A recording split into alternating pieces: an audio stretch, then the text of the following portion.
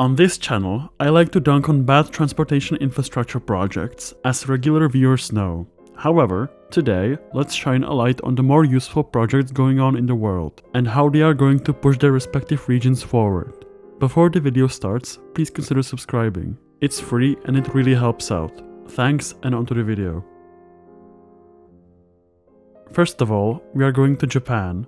Japan is currently crisscrossed by a network of high-speed rail lines, with trains capable of going up to 320 kilometers or 200 miles per hour. However, the Japanese felt the need to connect the cities of Tokyo, Nagoya, and potentially even Osaka with an even faster connection. In 2011, the Japanese government granted a construction permit for a new central line, connecting the first, fourth, and second largest cities, with trains going up to 505 kilometers or 314 miles per hour.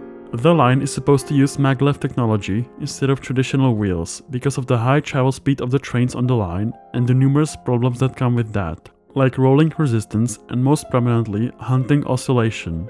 Very simply put, because of the conical shape of the train wheel, trains with steel wheels have a built-in speed limit. When steel-wheeled trains travel down tracks, the wheels start to oscillate from side to side as they try to stay within an equilibrium. If the train reaches a high enough speed, the oscillation gets too large and the flanges of the wheels start to grind on the track, causing track damage and potentially derailing the whole train, even on a perfectly straight track. Hunting oscillation can be lessened by redesigning wheels, adapting the track, and more, but ultimately, steel-wheeled trains have a built-in speed limit because of this problem. On the other hand, maglev trains work on the basis of being levitated by electromagnets on their guideway. Because the train is levitating above the guideway, it doesn't encounter rolling resistance or hunting oscillation, since there's no surface to provide rolling resistance. These factors allow maglev trains to travel at higher top speeds, as we can see on the planned top speed of the Chuo Shinkansen, which is supposed to be 505 kilometers or 314 miles per hour. Considering the high speed, the track of the Chuo Shinkansen has to be incredibly straight to prevent any derailments. Due to Japan's difficult terrain, the majority of the planned route will have to be ran through tunnels. The Chuo Shinkansen is currently under construction, with an opening date of 2034 or later. Time will tell if this groundbreaking project will push train travel further, or if it's a misguided effort in pursuit of speed. The next project takes us to the border between Germany and Denmark. Right now, to travel from Germany to Denmark, travelers have to go through the land border on the west of Denmark, or have to take a ferry from Rostock or Puttgarden. This means that getting to Copenhagen or to Sweden through Denmark on land takes quite a long time. However, this project aims to remedy that. The project aims to build a tunnel under the Baltic Sea, from the German side to the Danish side, cutting a now 45-minute ferry ride into a 10-minute drive or a 7-minute train ride. The tunnel is planned to feature a 4-lane highway and a double-tracked, electrified, high-speed railway line, with trains being allowed to go up to 200 kilometers or 124 miles per hour. After completion, it will become the longest road and railway tunnel in the world, measuring in at 17.6 kilometers or 10.9 miles. Personally, I'm optimistic about this project because it will allow fast train links from Europe to the Nordic countries, something which is the domain of air travel right now. The current completion year is 2029, so we'll have to wait and see if the construction of this landmark tunnel goes to plan, or if we'll see more delays. Probably the most well-known transit infrastructure project on this list, but no less impactful. California High-Speed Rail intends to connect Los Angeles, San Francisco, and the cities of the California Central Valley with a high-speed rail line, capable of running trains at up to 350 kilometers or 220 miles per hour. In 2008, then-Governor of California Arnold Schwarzenegger pushed for the passing of Proposition 1A, which allocated funds for the new, planned high-speed rail line, as well as upgrading California's existing rail lines. The project is split into multiple phases, with Phase 1 being the central link from Los Angeles to San Francisco.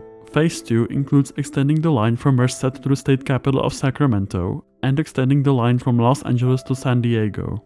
Unfortunately, the project has run into countless delays, cost overruns, meddling from billionaires like Elon Musk, who admitted that Hyperloop was a ploy to get California high-speed rail cancelled, and even funding cuts from the current administration. The causes are numerous: California's infamous NIMBYs, lobbying, political struggles, insufficient funding, and more. Unfortunately, the future of California high-speed rail looks bleak, with the current Trump administration pulling funding from the project. I hope that eventually, the line will get built and opened, because the benefits of taking tens of thousands of cars off the road and tens of planes out of the sky per year will almost surely outweigh the cost of construction, due to cleaner air, less traffic fatalities, less traffic congestion, job creation, and more.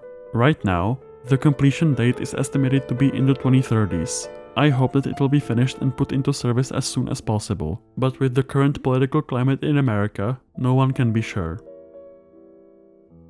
This is the Northeast Corridor in the United States. It is the busiest passenger train route in the whole country, carrying hundreds of millions of passengers per year. However, a large part of the infrastructure is over 100 years old and quickly falling into disrepair. The biggest bottleneck in the whole corridor is this: the Baltimore and Potomac Tunnel. A tunnel opened in 1873, making it just slightly older than our current political class. Its dated design limits the speed to only 48 kilometers or 30 miles per hour. It suffers from water leaks, insufficient fire safety systems, and more. The new tunnel promises to massively increase the speed to over 160 kilometers or 100 miles per hour, stop the water leaks, improve reliability, create jobs, and more. Construction of the new tunnel, which is supposed to be named after Frederick Douglass, a prominent abolitionist, started in 2023 and is slated to finish in 2035. The completion of this tunnel will be a crucial part of making the Northeast Corridor ready for the 21st century, so I hope it gets finished as soon as possible. Other upgrades to this vital passenger rail line are underway, such as rebuilding parts of the track to allow for higher speed operation, so the future of the Northeast Corridor is looking bright.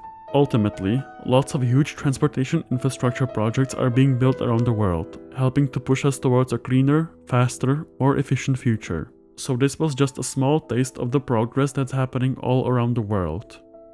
Anyway, thank you so much for watching to the end. You're a real legend. If you'd like to support my work, I have a Ko-Fi page with 3 membership tiers, all of which bring you sweet benefits, like early access to my videos. I'd also like to take this time to thank Monday's Last Brain Cell for supporting the channel with the top membership tier. I can't express how grateful I am for the support. Enjoy the bloopers. This has been Tramley and I'll see you next time. Bye. This means that getting to Copenhagen or to Sweden through Denmark. In 2008, then Governor of California Arnold Schwarzenegger pushed for the passing of Proposition 1A, which allowed funds. Other upgrades to this vital passenger rail line are underway, such as rebuilding parts of the track to allow for higher speed operation, so the future of the Northeast Corridor is looking.